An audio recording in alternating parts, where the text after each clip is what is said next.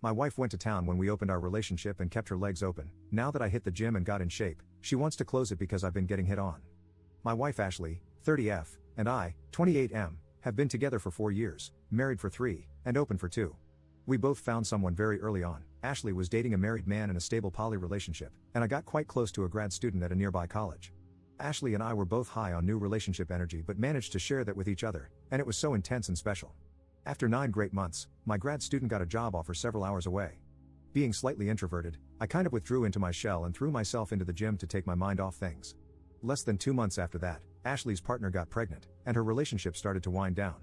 I had hoped we could take some time and maybe travel or just spend some romantic time together after both of our breakups, but Ashley's plan was to chase that next new relationship energy rush with someone new.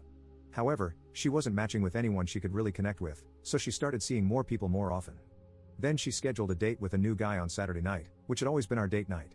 We argued, and she ended up not going out with either of us that night.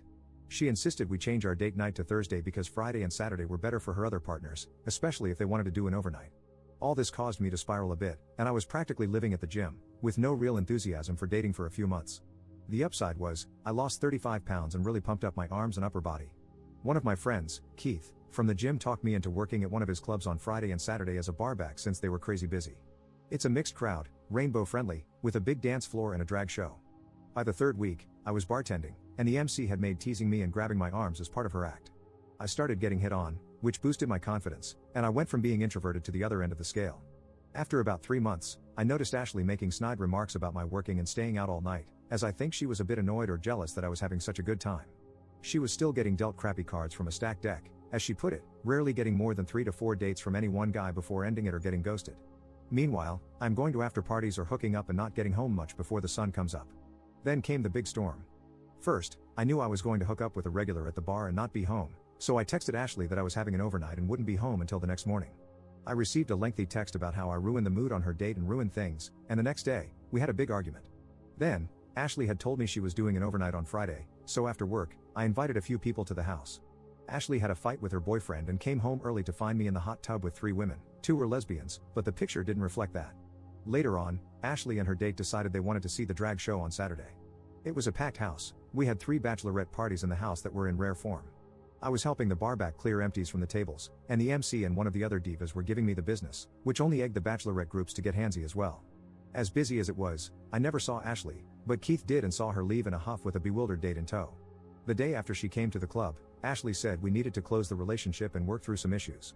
We talked about a few of them, mostly me not being available on the weekends and not prioritizing our relationship. I had to remind her that she was the one who prompted us to move our date night from Saturday to Thursday to accommodate her boyfriend's schedules. She brought up how hurt she was when she had a fight with one of her dates and came home early to find me in a hot tub full of women when she needed me to be there for her. I told her that for once, I was getting to enjoy the same freedom she had, and if she was having issues, then maybe she should take a step back and close her side while she got some individual counseling to learn how to deal with her issues. I haven't missed a Thursday date night with her, although she can spend a third of it on her phone with other guys, and that's supposed to be okay. I brought up how she literally sends 30 texts to my one. Last night, she brought it up again, and I said if she wanted to close, we could close, but it would be permanent. No dating or online flirting. She would have to delete all her dating apps and Snapchat, all her phone numbers of past hookups, everything. I made it clear that if we went down this path, the next time she wanted to so much as have dinner with another man alone, it would be as a single poly woman. Obviously, she didn't like my idea and said it was unfair, and personally, right now, that isn't something I want either. But I'm not going to just let her pour cold water over my side to appease whatever is going through her head right now. Update 1. So a couple of weeks ago, my wife Ashley asked to close our relationship and work on some issues, which I refused since I was just starting to really enjoy it after being left behind as it were. You can read my previous post for context if needed. Another thing she wanted was for me to stop working part-time tending bar at a rainbow-friendly club after she and a date of hers came in and she saw the attention I was getting there. Last Thursday was our scheduled date night where she again asked me to pause, reconnect, and work through some issues. Friday and Saturday nights had lately been the nights I worked at the club while she went out with her other partners and was often gone overnight, leaving me alone for most of the weekend. This last weekend she spent both Friday and Saturday nights sitting alone at the end of the bar where I worked. I had a date already planned for Friday after work, but on Saturday, we left together and had breakfast before going home. All this week her phone has been silent, and I have only seen her texting a couple of times. All 3 times we have been intimate this week, she has been the one to initiate it, which is the total opposite of the last 9 months. We had a long talk, and she wants to make Saturday our official date night again, in addition to keeping Thursday night as well. She said she had pulled all her dating profiles down and deleted Snapchat, basically closing her side of the relationship down. Her only ask has been for me to not work Saturdays so we could spend the entire day together. I told her I could do that, but I needed to give Keith time to find a replacement for me at the club. We are spending this afternoon with her family and lunch tomorrow with mine for Thanksgiving. Ashley has a new individual therapist she will start seeing next week and wants an extra session with our couples counselor for the next couple of months. She hopes, but hasn't pressed, that I will close my side as well, but I haven't made up my mind yet. I guess I will wait and see for now. Update 2. So, we started going to couples therapy every other week, and in the weeks in between, she was seeing her personal therapist. I was able to get her to understand and take the blame for how I suffered, and we worked through a lot of our issues. Our therapist had us work on what we each wanted going forward and devised a plan to manage our expectations. Some of the rules were made to manage new relationship energy and respect each other. These were not boundaries that could be pushed but rules that had serious consequences, either close permanently or separate pending divorce proceedings. Thursday and Saturday were our date nights, no phone calls or texts with other partners. On nights we were home together, there would be no texts after 7 p.m. Each of us was allowed 2 dates per week with other partners. No phones are allowed in the bedroom, and no hosting partners at our house. All partners will be informed of these rules and expected to honor them. We spent about 6 weeks rebuilding our relationship and trust. I had one person I was seeing, but she was still closed for the most part. A month ago, in one of our sessions, she asked if I was comfortable with her seeing people again, and I said I was okay as long as she followed what we had talked about. She started talking to this guy, I'll call him Fred, and they went out a couple of times and smashed on the second date, no overnights yet, and they have both been good about texting per our agreements. Last week, Ashley said a friend of hers was going to be in town on Saturday, and she wanted to have dinner with him. I asked if that was how she wanted to spend date night, and she said just this once. She said he was just a friend and was only in town for the day, so I said sure, why not? Fast forward to Saturday, she is getting ready, getting dressed up really nice for just a friend. She came out of the bedroom, and I got up and grabbed my jacket and keys, and asked if she was ready to go. She asked what I was doing, and I said we're going to have dinner with your friend tonight, right? She said that wasn't exactly the plan. I apologized and said that's what I thought she meant about having dinner with him on our date night, and suggested she text him and tell him it would be 3 for dinner. After more discussion, she did send him a text that she would be unable to make it for dinner. We ended up getting a pizza delivered and talking most of the night. Sunday morning, we slept in, and she woke up like nothing had happened and rolled over on top of me. This week the subject hasn't come up, and she has been pretty loving. Monday, we have couples therapy where I'm sure one of us is going to bring it up. Hopefully, it's just a small bump in the road as we have been better together than we have been in a long time. This Saturday, we are celebrating my promotion, and I am surprising her with a trip overseas. Update 3. I had high hopes, but I have to admit most of you were right.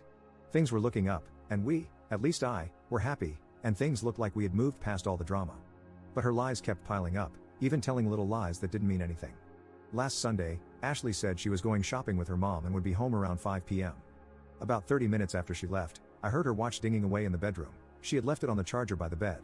I called her to tell her she had left her watch and to pick up bread for dinner on her way home, but she didn't pick up, which isn't unusual when she is driving. So I called her mom, and when I told her to tell my wife when she got there, she seemed surprised. I chatted with her for a while and discovered they had no shopping plans. Now I checked the text messages that had been coming in on her watch. The one that stood out was from a guy named Alan, whom I didn't know, saying he was running an errand and was going to be a little late. I was composing a lengthy text message when Ashley called me back. She said her mom had forgotten about the shopping trip. I stopped her and said since Alan was running late, she should come back home so we could talk. There were a few seconds of silence before she said she would be right there. When she got home, I told her I had had it with all the lies and gaslighting. I told her to pack an overnight bag and to just spend the night with Alan as I needed some space to process what I needed to do next. She apologized for lying and said we needed to talk this out now and not let it fester and get any worse. I told her I was going for a ride to clear my head, but it would be better if she wasn't here when I got back. I was gone for a couple of hours, during which she sent several texts. When I got home, she was still there, so I packed a bag and left again without saying much. I got a hotel room and muted my phone. Monday morning, I got to work early and made some calls. I was able to see an attorney that afternoon to discuss options for a divorce, and I gave him the go-ahead to get started on the paperwork and have her served. I sent Ashley a text asking her to come home straight after work because we needed to have a serious conversation. I was direct and told her I had seen an attorney and started divorce proceedings, that I was done with the lies, and felt this was my only option. She didn't take it well, and all week has been hot and cold, playing every card she is trying to get me to change my mind. I canceled our couples therapy session Wednesday night, useless at this point. Thursday morning, she was served, and the reality set in, and she cried all night. I called Keith and asked him if he had an open spot on Saturday night at the bar and told him what had happened. He was sorry to hear about my marriage but excited to have me working on Saturday nights again. They made a big deal Friday night at the club about it, and I was touched by all the support and love from my bar family. I told Ashley I would help her find an apartment and get her moved ASAP. I talked to my landlord, and he is willing to let me make an offer on the house we have been renting. I want the divorce to be as amicable as possible, but I don't want her in my life anymore. There will be times when our friends bring us into contact, and I don't want it to be weird, but I want to keep her at arm's length. I should have thrown in the towel months ago, and I'm just glad to finally be out from underneath this smothering relationship. It's like 100 doors have been opened up before me for the first time.